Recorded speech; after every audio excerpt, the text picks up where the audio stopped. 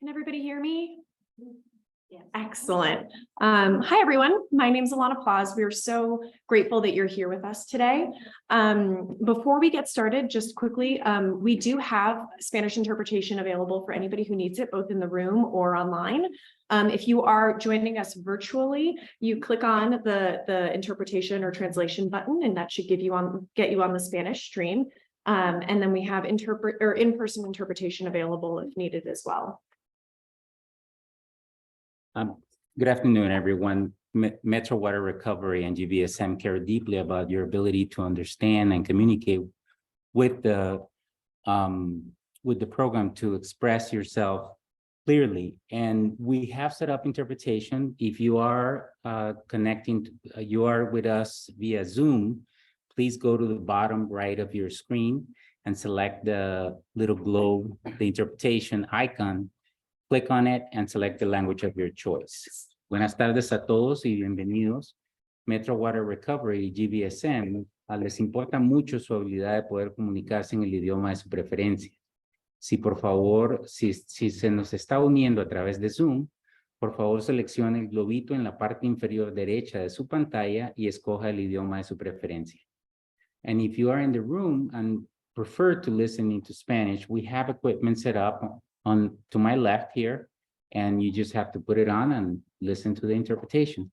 Y si se encuentra aquí en la sala, sencillamente tiene que hacer uso del equipo que tengo aquí a mi izquierda. Solamente se pone los audífonos y podrá escuchar. Muchas gracias. Thank you very much. Excellent. We are so thrilled that you all joined us today as our community members, as our neighbors. Metro Water Recovery is the wastewater treatment facility for this region. We treat the wastewater that comes down the drains in the area, and we do not provide drinking water. So there is a difference there, and just to set that expectation now.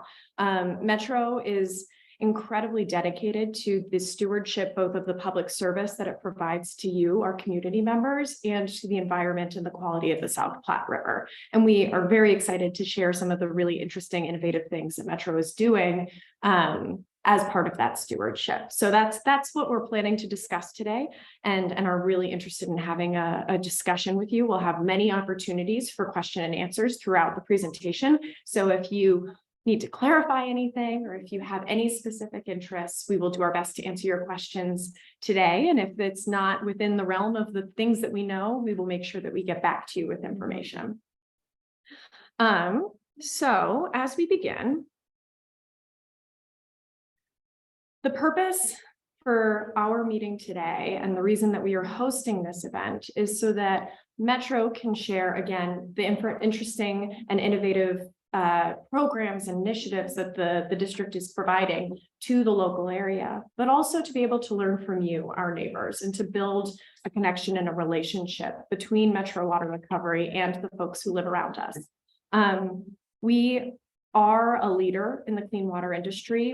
Metro Water Recovery, as you will learn, serves a number of governments in the metro area, and is leading on some really interesting, innovative technologies and initiatives to ensure that the water that we receive and clean and return to the South Platte River is of the highest quality for the wildlife, for downstream users, for our local environments and natural spaces.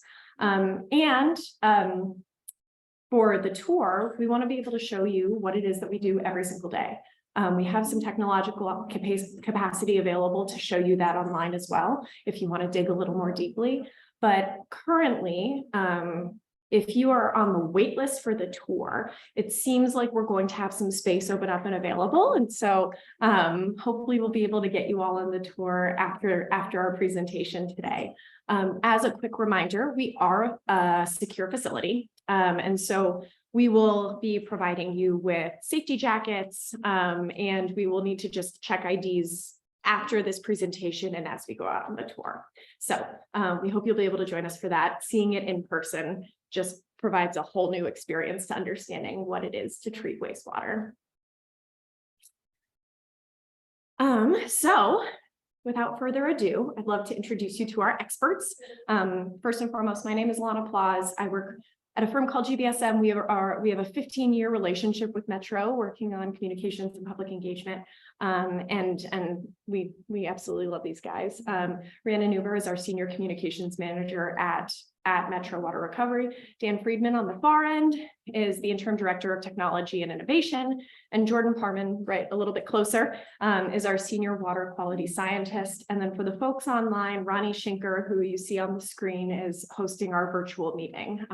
In the current day and age, we are able to accommodate folks in the room and who are joining us from the comfort of their homes.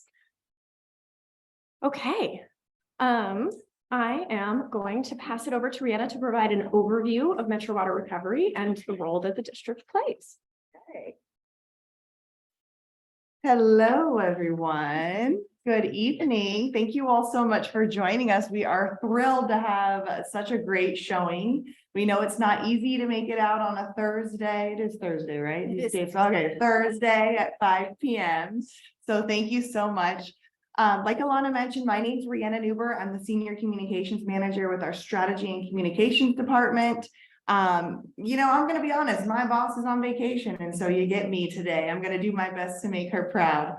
But anyways, let's talk Metro so we can get you to the goods, our technology and all about the river down here from these gentlemen. I'm going to try to get through this intro pretty quick here, but we are Metro Water Recovery. So we are the Metro Denver's wastewater treatment provider. And to echo what Alana said, that's not stormwater and that's not drinking water, that's wastewater. And we're going to go over in a little bit what that means. But we operate out of 3 facilities. So in the Denver area, we have our Robert W. Height treatment facility. And then here obviously is the Northern Treatment Plant. And combined, I want to get this stat right, we treat approximately 135 million gallons of water a day. That's a lot of water. And then we also have our Metro Growth Farm where we land apply our biosolids, and Dan's going to kind of touch on that a little bit later. Our mission, as you can see here, is to protect the region's health and environment by cleaning water and recovering resources. We clean water to be suitable for agriculture, aquatic life, recreation, and water supply. Okay, we also have 400 plus employees, some of them in the room scattered out, and we're a 24/7, 365 operation, meaning holidays, yes, weekends, yes, we keep the water flowing, and that's something we're really, really proud of. All right, from waste to water. So we are the largest water treatment facility provider in the Rocky Mountain West, and we're really kind of a unique organization. Alana touched on this, but we're one of 2 entities in Colorado that fall under a specific statute, Title 32, Article 4, Part 5, if you want to write this down, Metropolitan Sewage District. And basically this means we partner with 61 connectors to provide water treatment services. We're a wholesale provider, right? Nobody's getting a bill from Metro Water Recovery. They're getting a bill from the municipality, the Water Sanitation District, and kind of those partners that we had. We're guided by a board of directors who represent these municipalities and districts, and then obviously our chief executive officer as well. For us, it's much more than wastewater. You're going to see that here. It's about sustainability. It's about protection. It's about you, our communities, and we're really excited to show you how. Okay, so actually, let's guess. Okay, who wants to play a little game? So where does wastewater come from? Shout it out. Don't be shy. I'll repeat it so the people online can hear here. Industry. That's a good one. Drains. Perfect. Toilet. Somebody had to say it. Okay, here's the rest of them. So laundry, obviously your kitchen sinks, your dishwasher, the shower, the tub, the toilet, bathroom sinks. Y'all did really good. Nice job. So this is wastewater, right? Not drinking water, not stormwater. Okay, so we're not the only water provider, as you can see, in the cycle of cleaning water. So we wanted to just highlight some of our partners. And we recently got together and partnered on developing the region's first ever strategic water plan with the goal of working with all of these entities as an interagency collaboration. And it's really essential to our mission of protecting public health and the environment. Goal is to work smarter, not harder, right? We each have a role to play, and by collaborating, we can ensure we're providing the best services to our community. You can learn more about this on our website as well. All right, a little bit of history. If you go back to 1961, it's hard to believe, it's really not that long ago, but raw sewage was being put into the South Platte River, and that's pretty nasty. And we're talking raw sewage. So in 1961, Metro created a regional sewer district that protected public health and really took care of this issue. It's always been our mission. It's going to continue to be our mission. And, you know, that's 60 plus years of servicing people like you. Again, something we're extremely proud of. Okay. Height went online in 1966. That's our Denver wastewater treatment facility. And then NTP, where we're at now, is 2016. And okay, so she's going to help me click this link here. Basically, you all, it sounds like you're going to make it to the tour, but you're not going to get to see all of the intricacies and the complexities, obviously, firsthand. So we've created this tool called our Transforming Wastewater Treatment Map, which you can see from start to finish how your water is treated. If you go to treatment.metrowaterrecovery.com, you can kind of see kind of the sources, preliminary treatment, different types of regulations that may be affecting us, all of our up-to-date projects. And so you can definitely learn a lot more about who we are, what we're doing, and the projects that we're working on online. And then, of course, if you need to stop one of us afterwards to talk more, we can do that as well. But in the meantime, or afterwards, when maybe you're home and you're thinking about wastewater treatment a little bit further, I would encourage you to check out this website. So that was a quick intro. I'm going to jump back in at the end of this to talk a little bit about how we're funded. But before I bring up our technical guy, is there any questions you all have? Oh, and a housekeeping note that I should have mentioned at the beginning. In front of you all is a microphone with the red circle on it. You should, a little red light. To ensure that the folks online can hear the questions being asked in the room, and we will also be monitoring for questions online for anybody who's joined us virtually. Please grab that microphone and pull it towards you. It's wireless, and press on the button. And if it's green, that means it can pick up your voice. And so speak directly into that, and then everyone will be able to hear your question. And we will repeat it if it's not heard online very easily.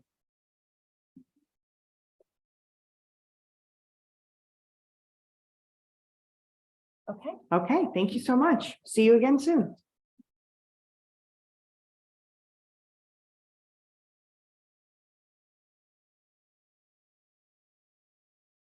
Good evening, everyone. I'm Dan Friedman, the Interim Director of Technology and Innovation. And I know that sounds like a fancy title, but I'm going to try and simplify this for you. But if there's any technical questions you have, I would love to answer them. So catch me after our presentation. And thank you, Alana and Rihanna.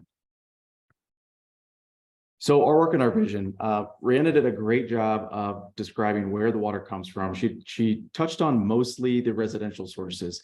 One gentleman in the crowd mentioned industrial sources, but also commercial sources, businesses, schools, hospitals, things like that. These all enter the collection system and are received and transmitted to our treatment plants.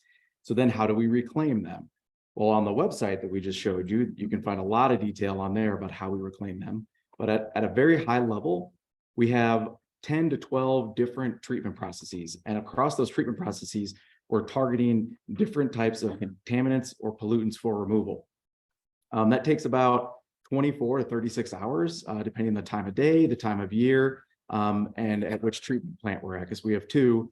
Rihanna mentioned the Robert W. Height treatment facility in North Denver, and then we're at our Northern treatment plant now. And of the 135 million gallons per day that's treated, about 130 of that is over at our largest plant in Denver, and roughly 5 of that is here in Brighton. And this all relates to how we're very committed to this vision that we've talked about. We're thinking about wastewater in broader terms and really focusing on separating those streams, waste and water. And that waste oftentimes can be recovered as an incredibly valuable resource. So we refer to that as resource recovery, right? That waste. And I'll get into that on the next slide. But how we plan for that is very important. I mean, we partner with a lot of different agencies across the region, the Colorado Department of Public Health and Environment, USCPA, other utilities, research institutions, academic institutions.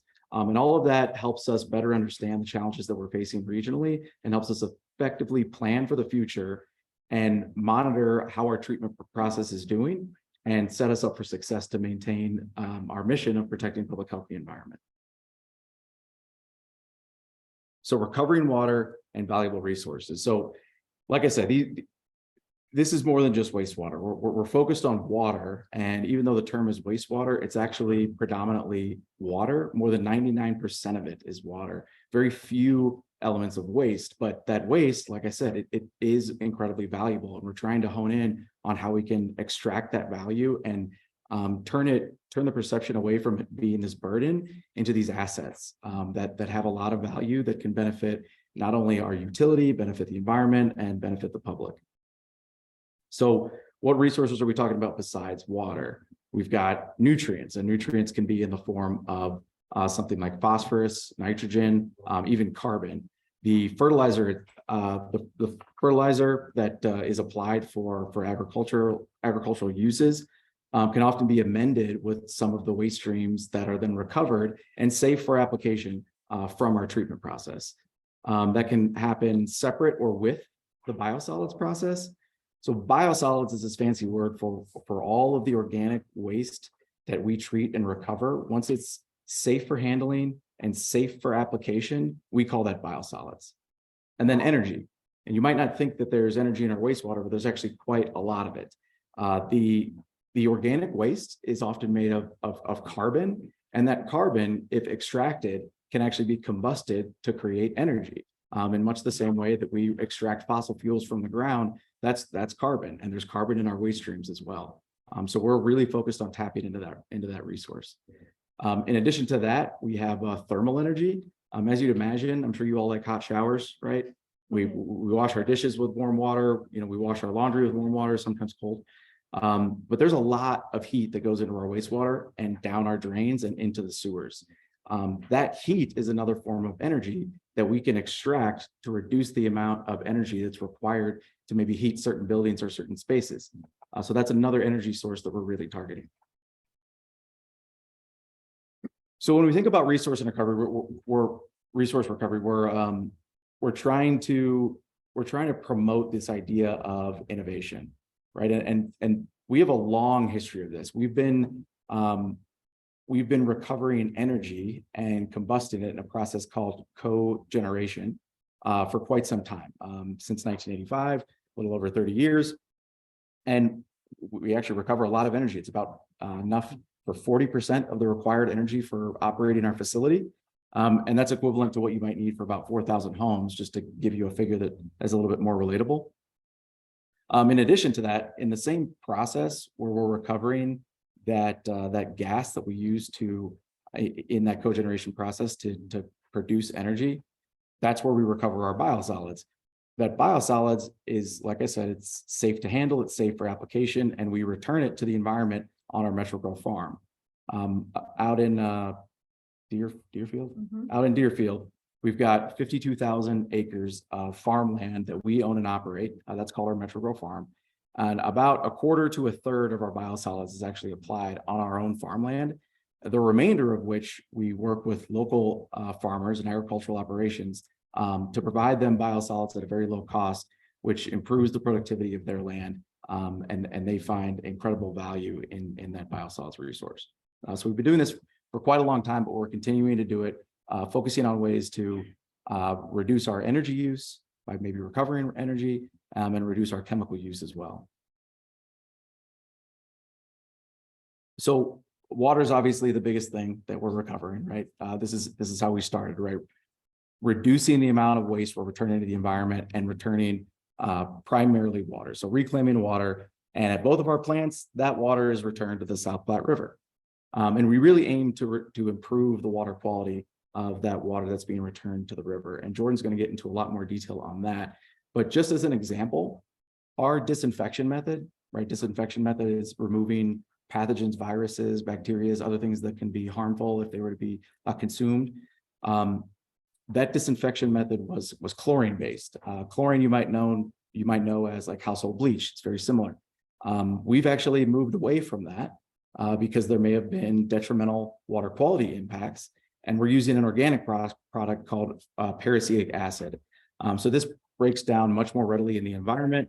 It has a much lower carbon footprint and reduces the amount of salt that we might be adding to the river. So this wasn't something we were necessarily required to do, but it's something we recognized there would be a benefit to the environment, to public health. So we sought out a method to do that, and we've done that at our Robert W. Hite treatment facility. Here at the Northern Treatment Plant, it's ultraviolet disinfection, so it's a non-chemical based disinfection method. So no chemicals at all here for disinfection. Now, fertilizer is an interesting one. I mentioned phosphorus and nitrogen, but we're going to focus primarily on phosphorus. I think this is maybe not as well known. I don't know. I mean, maybe a show of hands. How many of you were aware that phosphate is a finite resource, that there's a limited supply? Okay, so a handful of you. Very good. And I think this quote captures this really well. Isaac Asimov was a Russian-American biochemist who's also an author. And to me, this quote is very powerful. It's life can multiply until all the phosphorus is gone, and then there is an inexorable halt, which nothing can prevent. We may be able to substitute nuclear power for coal, or plastics for wood, and yeast for meat, and friendliness for isolation. That one's cute, right? But for phosphorus, there's neither substitute nor replacement. And to me, that really embodies like how important this resource is, and how we're all contributing to that phosphorus cycle in everything that we do, because it's a critical part of the food supply. So with understanding that limitation and recognizing that there's a lot of phosphorus, a lot of nutrients in our wastewater, that is a very high value area that we can target. And we've done just that. Phosphorus is detrimental to the environment for other reasons. In certain conditions, it can cause algal blooms in certain areas. So we do aim to reduce the discharge of that phosphorus. But what can we do with it? If we're removing it from the water before we discharge it, there's actually an opportunity to recover it. And we have this very large reactor here at our other treatment plant. The trade name is called Magprex because it uses magnesium for Magprex. And within that process, there's a chemical reaction where we can intentionally precipitate a phosphate compound that we can then recover and extract from the biosolids. And we work with composters who amend this phosphate product into tailored fertilizer products, and then they sell that product to those who might need it for crops that require a higher phosphorus content. So this is one way that we're sustainably recovering resource and getting at a true global problem of finite resource limitation. I talked about thermal energy. So in this case, we have a lot of heat that's just flowing through the pipes under our feet, right? The buildings themselves require a massive amount of energy to provide heating and cooling needs. There's a statistic that shows that up to over 40% of greenhouse gas emissions comes from the energy needed for buildings, and 70% of that is required for heating and cooling. So we're talking like HVAC. There's a lot of energy under there that if we were able to tap into, we could massively reduce the energy input that's required for those buildings.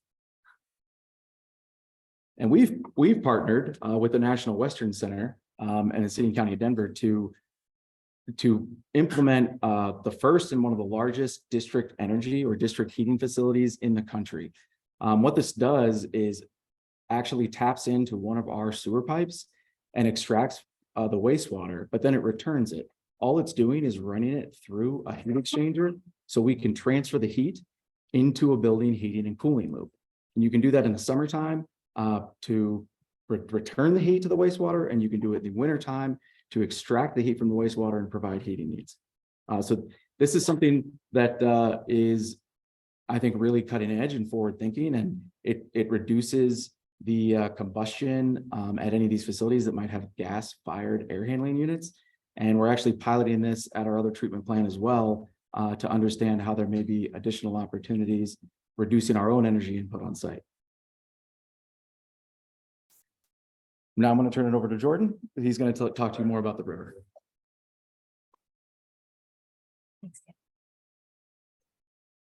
Thanks, Dan. And I'm sure you all have questions for Dan, but we're gonna wait till after I talk to field Dan's questions. My name is Jordan Parman. I'm a senior water quality scientist at Metro Water Recovery. And we just heard about all the interesting stuff that Dan and his crew are doing. I'm not an engineer. I think it's amazing what they do in terms of treatment. My job actually starts right here, where our treated wastewater hits the river. So my whole job is to monitor the South Platte River and see what kind of impact that Metro has on the river. And so here's just I'm part of a bigger team called the Water Quality the Water Quality Division. We've been out monitoring the South Platte River right out the window here for certain parameters since the early 70s. So for over 50 years, we've been monitoring the South Platte River. That's for kind of the chemical properties of the river. We've also do fish surveys. I don't know if you've ever seen any of our crew out there in the fall. We go out and collect fish using electrofishing surveys. So we'll go and see how the fish are doing in the river downstream too. So we've been doing that since 1986. So a long history of monitoring the river here. Just to give you a sense of, Dan showed some pictures earlier. I love those pictures he has. So at our larger treatment facility at the Height facility in North Denver, Dan mentioned we have 130 million gallons a day being processed through there and treated. The picture I like that Dan showed was the river just upstream of that Height facility is effectively dry. There's really just a small trickle of water. The river, the mighty South Platte River is so shallow you can just walk across without getting your knees wet. And then we treat 130 million gallons a day. I'll keep saying it. I know Rihanna mentioned it a few times, 130 million gallons a day. And that water is treated and goes in the river and kind of makes up the river again. So this is a photo of some folks angling, and I think this is a video. I will press play here. And so you can't really see in this picture, but just upstream of this area, that's okay if it doesn't show up. The river is mostly dry. There's just a few cubic feet per second of water going down there. And we add the treated wastewater in there, and it's called an effluent dominated river at that point. So most of the river, even out here, today's not a good example because we've had some crazy spring and summer rain, but typically for the majority of the year, this river is effluent dominated. And so that's effectively why I have a job. Metro Water Recovery treats its water and effectively makes the river again. And this is a scene. So one of the cool things about my job is that since the river is made up mostly of treated wastewater, anytime we do treatment upgrades, like Dan mentioned, we see an impact on the river almost right away. So it's really cool to monitor improvements on the river itself through the treatment technologies. To the point now where we've seen improvements. Well, this is a video I took just a few months ago of people actually fishing, probably for carp, just at our outfalls. So it supports diverse aquatic life just immediately downstream of our outfalls there. So we talked a little about the history of the South Platte, and I was talking with some folks earlier before the presentation started. The South Platte River historically was viewed as almost a dead stretch of water. We mentioned raw sewage was going in there. It's an urban river. Back in the early 60s, 50s, there were really just a few tolerant species of fish that were in there. There were reports that the EPA put out. You can look at these references where they mentioned the river smelled like sewage, had a gray color to it, and the riverbed was covered in organic sludge, and not much aquatic life thriving in there, if any at all. It's also low habitat quality for fish. So I'm a biologist, I'm not an engineer, and so I care a lot about fish and macroinvertebrates, which we'll talk about a little bit later. But there's not great habitat for fish out there. It's an urban river, the South Platte. It gets more, transitions to more agricultural out here and further downstream. But due to that urbanization, the river's kind of constrained to kind of support development. That river's kind of channelized and not allowed to access the floodplain. We have dams, we have fish passage barriers, a lot of irrigation dams that kind of block fish passage. So it's a heavily impacted river and not much good fish habitat for that. When I mention for fish habitat, I'm talking about for native fish species. So actually, I'll take some and get you guys involved here. What are some native fish species you think that are in the South Platte in this part of town? Trout. Okay, well, trout, South Platte River, most people think of trout. Most people go fishing for those upstream. They're a cold water species. So what happens is the river comes down from the mountains, it gets dammed up at Chatfield and other dams. It kind of transitions into a warm water fishery down here. So most of what we see are actually warm water species, not trout. Well, you might find the occasional stray one out there. Any other ideas? Catfish, yep, there's some native catfish in there, channel catfish. Bullheads. Carp, everyone knows carp. Carp are the ones that I'd say like 95% of the time, if someone says they saw a fish in South Platte, it was probably a carp, because those guys can get big. And a lot of people like angling for them too. Eels, no, not in this stretch. American eels, I think that in the Colorado River Basin, they've been found there. But the fish that I'm concerned about, these native fish species, not the most exciting. They're just these small little native minnows. I'll throw out some names, see if you know any of them. Fathead minnow, sandshiner, long-nosed dace, green sunfish. I'm seeing a lot of heads saying, no, I've never heard of these. These aren't they're not game fish, so people don't typically fish for them. Johnny darter, Iowa darters, fish that most people just don't concern themselves with, but they're important fish and they're native to this area, so that's what we're protecting out here. So recognizing that there's not great habitat for these native fish, and historically there was low dissolved oxygen concentrations, which fish need and aquatic life needs. Metro began a 6-phase plan to improve aquatic habitat. So we actually go in there and add habitat, more diverse habitat. So a lot of this stuff that if you're an angler, you want to cast your line out there where there's some woody debris. Fish love woody debris. They like these little riffles. So we'll go in and do construction projects and construct these riffles and add habitat where there wasn't habitat before to make more diverse habitat. And we've actually noticed we've done 4 phases of these habitat improvements, and we've noticed a significant increase in not only the number of fish that we catch in these surveys, but also the diversity of fish that we see in these sections where we've done in-stream habitat improvement projects. So that's kind of relates to some of the physical habitat improvements we've made in the river. But getting back to kind of some treatment things. So here's a graph, might be a little bit tricky to see, but with predictable long-term planning, we've made strategic investments to improve water quality. So here's a graph of ammonia. Ammonia is the component of nitrogen that can be toxic to aquatic life, particularly aquatic macroinvertebrates that live in the water. And so historically we had, relatively high, up to 20 milligrams per liter. I recognize most folks in the audience probably can't read this, but that's that red line. And that's coming out of our effluent, our treated wastewater at the Height facility. Dan and his crew and other folks have made all these treatment plant upgrades back in 2014. And immediately after doing that, you see that big drop off in the red line there. So from 20 milligrams per liter of ammonia down to, below 5 consistently. This is a huge deal for aquatic life. And the other thing I want to make note of this, and this is why I really love my job, is that once we drop that ammonia concentrations in our treated wastewater, you see an immediate downstream impact. And that's because the river is essentially made up of treated effluent. It's effluent dominated. So these green and blue lines are in-stream concentrations downstream in the South Platte River. And you can see that the ammonia concentrations declined significantly after those upgrades. So it's really cool to see those improvements almost immediately in the river. And it led to some pretty interesting results in the aquatic life downstream. All right. So this kind of brings back to those ammonia reductions to how it impacts aquatic life. Has anyone raised up hands? Who's heard of the term aquatic macroinvertebrates? Couple hands. Okay. Dan, I'm glad you have. You get on the plant site sometime. It's a fancy term. Aquatic macroinvertebrates. They're essentially bugs that live in the river.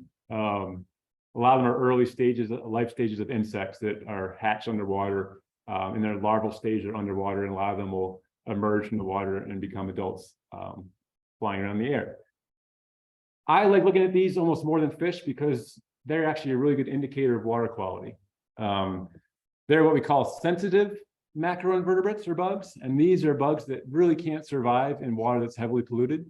And there's things called tolerant macroinvertebrates, and those are ones that can survive in polluted environment. So when we go out, it's a pretty simple technique. You just kind of get a net and you disturb the bottom of the stream, and you let those macroinvertebrates float into your net, and you ID them and see what's in there. And what you want to see are a healthy diversity, so a more balanced population of both tolerant and sensitive taxa. Just to give you a visual what that looks like, some of these tolerant ones are things you might think of, like a leech or sludge worms, other aquatic worms in the top picture there. And we noticed that after we improved the ammonia concentrations and those declined, we saw a switch in that community to more what we call the more sensitive taxa. So mayfly larvae, caddisfly larvae. If anyone fishes for trout, they probably know about some of these things, mayfly larvae and caddisfly larvae. So it's really cool to see. This graph is just kind of a nice upward trend in seeing more sensitive organisms in the river after our treatment plant upgrades to reduce ammonia concentrations. Just a couple more slides here. This one's a little more relevant. We get more questions on this, but what does it mean for recreation or human contact with water? We measure E. coli in the river, and that's the best indicator of human health risk from contact with recreational waters. And this map shows the average E. coli concentrations, average annual, a 5-year average of E. coli in the river. So the bottom part in the bottom left is the South Platte River in downtown Denver. This is Confluence Park. If you've ever been down there, you see people recreating all the time down there. The size of the circle corresponds to the concentration. So the bigger the circle, the higher the concentration of E. coli. So essentially the higher human health risk. So we see the South Platte River actually through Denver, may not be surprising, it's an urban river, is actually relatively high in E. coli. The green dots, which I hope you can see up there in the little highlight area, that first one is our concentrations, the 5-year concentrations of E. coli in our effluent. And you see that's actually much lower, significantly lower than the in-stream concentration. So we actually dilute the river in terms of E. coli concentrations. So that bottom one is our Height facility, which is our bigger treatment plant. You can see the NTP effluent up there. I don't know if this, I don't have the arrow there, but that's about halfway up the river as the river flows north out of town.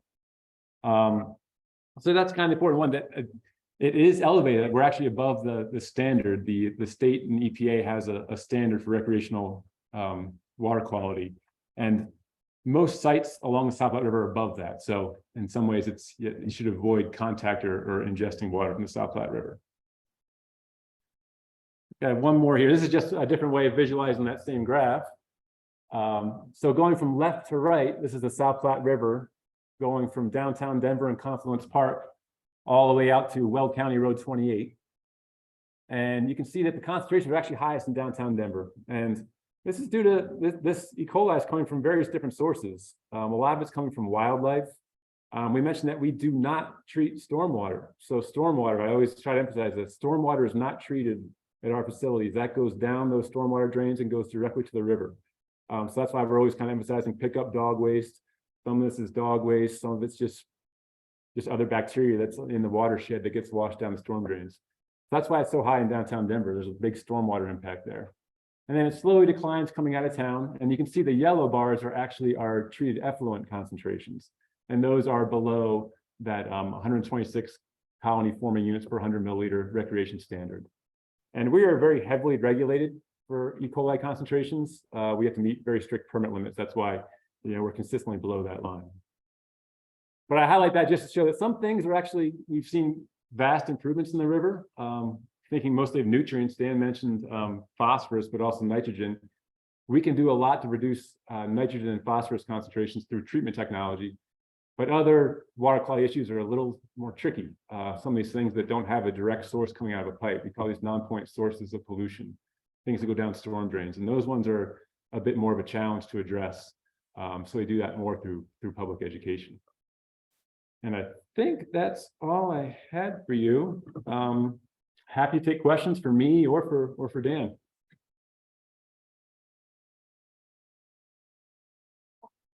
Please talk into your microphone.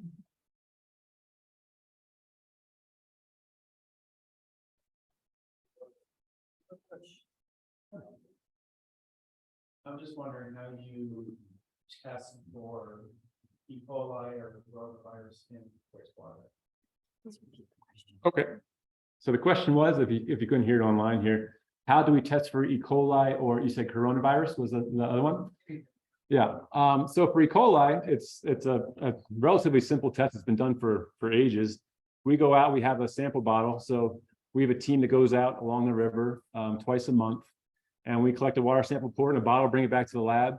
And they do essentially it's like a culture. They put that water on there and they see how many little the unit that you use to measure that is colony forming units per 100 milliliters. So you essentially put it on this little dish and see how many little units are growing, and you count those. So it's a kind of a relatively simple technology that we use. It's been used for a long time. And for coronavirus, I don't know if you want to chime in there, Dan. Dan, come back up to the.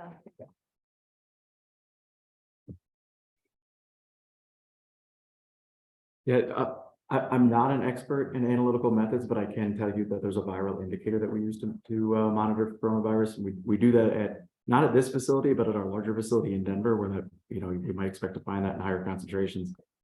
We tested at our influent and at our effluent. There's actually a dashboard that I think is publicly available, part of a Colorado viral surveillance program. But in our effluent, it's virtually non-detectable, so it's entirely removed through the treatment process.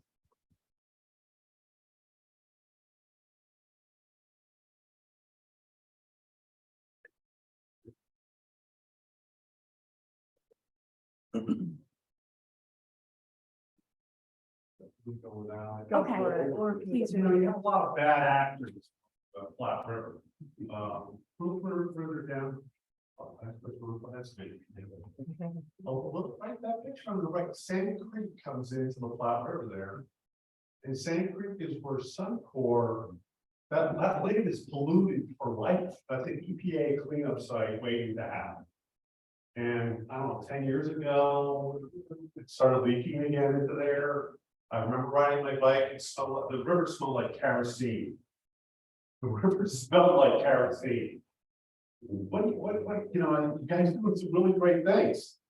But who's stopping the bad actors? So you said you had a public, you have 61 municipalities, you have PFAs in the water. Who's stopping that from happening? Who's identifying it and what's being done? Thank you so much for that question. And for the folks online, the question was, there are a number of bad actors polluting the river around the metro facilities and what's being done to do it. So, or about it. So in terms of our content today, we're focusing on what it is that Metro can control and can do, which is the water that we ourselves put in the river, which, as seen through the data, both on our biological impacts and E. coli levels and phosphorus and nitrogen levels, the water that Metro is recovering, because it is such a precious and scarce resource, and placing back in the river is clean. It is what is diluting any other components to the river. And so while we can only control what Metro does, there are a number of collaboratives and coalitions that are looking at bringing all of the folks together. And there's also the Water Quality Control Division. But in terms of our scope of what we can talk about today, we can talk about what Metro does, and we are happy to continue that conversation with you after the fact. So are you doing something or not? I mean, Metro is a great actor, putting great clean water into the river. So yeah. And you just received our public information officer's card, and she would love to touch base with you again afterwards. Any other questions? All right, we're going to go back to Rihanna. Oh, I'm so sorry. Did we have another question? Yes. Oh, I wanted to know on the phosphorus. Sounds like it's important, but it sounds like it's not. And then I get that in the. So for the folks online, the question was to learn a little bit more about the phosphorus part, whether it's good, whether it's bad. I believe that's what Dan. Yeah, I can start with that, and then Jordan, if you want to elaborate, that's okay too.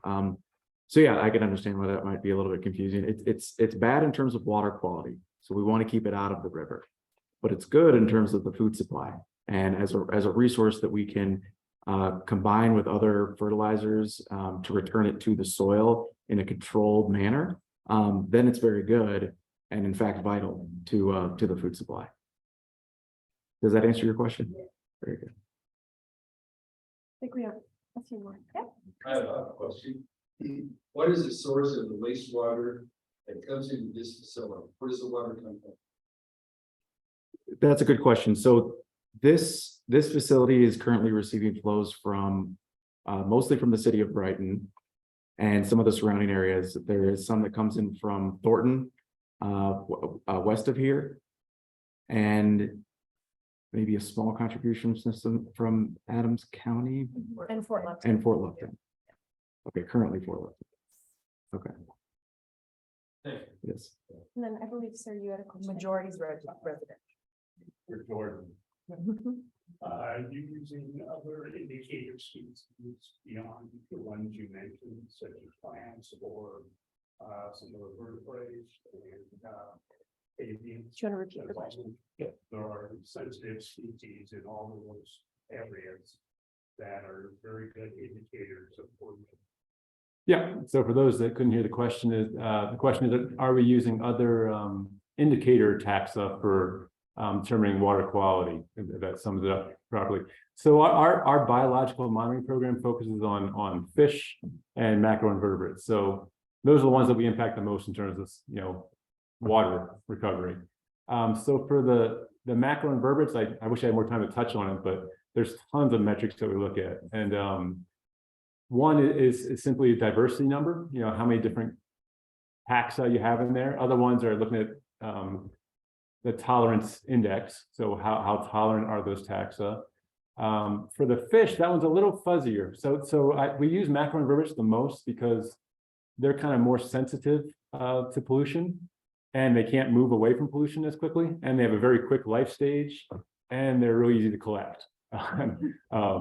We spend a lot, but that said, we also look at fish because, you know, we work with CPW, we have a collection permit with them, and folks understand them more, and there are some good indicator species of fish. So we do look at mostly diversity numbers in terms of fish. Some are more sensitive than others. You know, like a common carp can live in some pretty pretty tough waters. So we look for other different species as well. So a good example, I mentioned the long-nosed dace. That one needs a little more dissolved oxygen. It needs some more riffle area. So we look at diversity numbers for that and look at the different diversity indices for those. But mostly just fish and macroinvertebrates, because those are what we control. I do know that in our lab for treatment, they do what's called wet testing, or whole effluent toxicity testing on fathead minnows, and also on Daphnia, another kind of little critter that's in the water. So those are the ones that we focus on for water quality. Your annual report is on the website. Oh, yeah, I should mention, try to promote myself here in our group. We do have a, if you go to the website, metrowaterrecovery.com, on our website, we spend a lot of time putting together an annual report that summarizes all of our, not just the water chemistry in the river, but also those biological surveys too. So you can see which species were caught, how many, and at which locations. Animal quality, indicators, certain varieties of quality. Yeah, so the question was, a statement that frogs and other amphibians are a good indicator species as well. Those are not currently included in our monitoring program. We just focused on fish and macroinvertebrates. That's a good comment. Don't forget to mention diatoms. We are working. Oh, I know. Well, brand new. This is why I forget to mention it. My boss back there, Jim George, he mentioned that we are starting to look at diatoms. So diatoms are a kind of algae. And we're learning more and more. They're kind of a hot topic in water quality now. They have been for a while, but we're moving more towards looking at kind of a diatom index. So similar to macroinvertebrates, there's different kinds of diatoms that thrive in different kinds of waters and different quality waters. So right now we're in the process of collecting and identifying and putting together a diatom library to get kind of baseline data on what the algal community looks like. I always neglect that one because it's not as fun as collecting fish or macroinvertebrates, but we like our algal community too. Which actually relates back to your earlier question about phosphorus too. You know, the reason why I only work in the river, it's fascinating hearing talk about resource recovery and phosphorus being an asset, but phosphorus is it's a necessary nutrient, but also in overabundance, it can lead to algal blooms, particularly in standing bodies of water and lakes.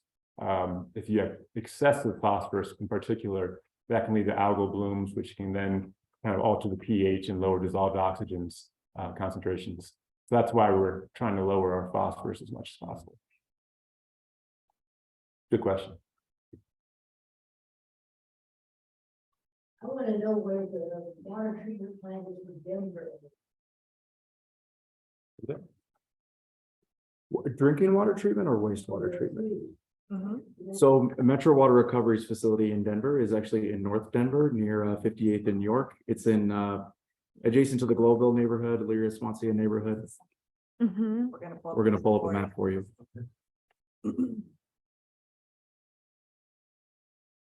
So. Sorry. Oh, no, please. We are currently located up here at the Northern Treatment Plant. And then. Can you see just sort of just north of downtown Denver, sort of across the highway is where Height is located. North Street. 6450 North Street, York Street. I've been there. I would know that. Look, I'm over on 76. Yeah. Yep. Know Yeah. that? Okay.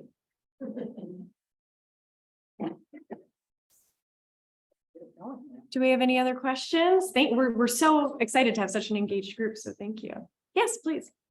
Is there, are there any plans to build another facility on the northern front range? That is an excellent question, and currently, for the folks online, the question was whether or not there are plans to build another treatment facility in the North Front Range, and currently now. Okay. We're gonna go back to where we were. All right. All right, I'm just gonna close us out and talk briefly about how we pay for it. So this incredible work that my colleagues and their teams are doing is funded by ratepayers, and that's something that we take very, very seriously. And so there are three main revenue sources how Metro Water Recovery provides these services. The first one is annual charges. So going back to those connectors that we mentioned, and these charges are based on the quality and quantity of water that we're receiving. And this makes up about 70% of our annual revenue. The second one is sewer connection charges. So when a new sewer pipe gets connected to our system, there's a fee for that, and that's 25% of our annual revenue. And then the third one is interest and other sources. So you can see here investments from reserves. We also do hauled waste and very, very, very small revenue from the biosolids that we sell to the farmers. Okay, we're gonna get you out of here. We're gonna get you on that tour. So in conclusion, what we hope that you take away from this is that we're a public agency providing a public service for the public good. We have a decade-long commitment of doing this work, and it's a lot more than water, right? Who knew? All of this goes into all the work that we're doing every day. And we believe in continuous improvement. I mean, Dan's whole team is looking towards the future of how we can continue this great work in better, more efficient ways. And then finally, we want to make sure that you're staying connected. And so if you like this presentation, we also get out in the community and we provide presentations to different groups. We have Tour Tuesdays, and that alters between this facility and Heights. So after the tour here, if you're interested in kind of seeing the operations off 6450 York Street, then you can check it out on one of our Tour Tuesdays. And then we also have our website. Obviously, we mentioned that several times, www.metrowaterrecovery.com. And then please, please, please follow us on Facebook if you're on, as well as LinkedIn. And so I think with that, that concludes our presentation. Never mind. Well, we are gonna wrap up. Just wanted to make sure that there were any opportunities for any outstanding questions. And then, of course, there's nothing better than actually seeing the work. And so hopefully we will have you join us on the tour. I believe that we are in a position where we are able to offer spaces for folks who are on the wait list. And so we'll just sort of count those numbers as we get them. And as I mentioned earlier, we are a secure facility, so we'll just need to make sure that you have a safety vest on and that we check your IDs before we head through the secure checkpoint. Any other questions? I think I saw a few hands. Yes, please.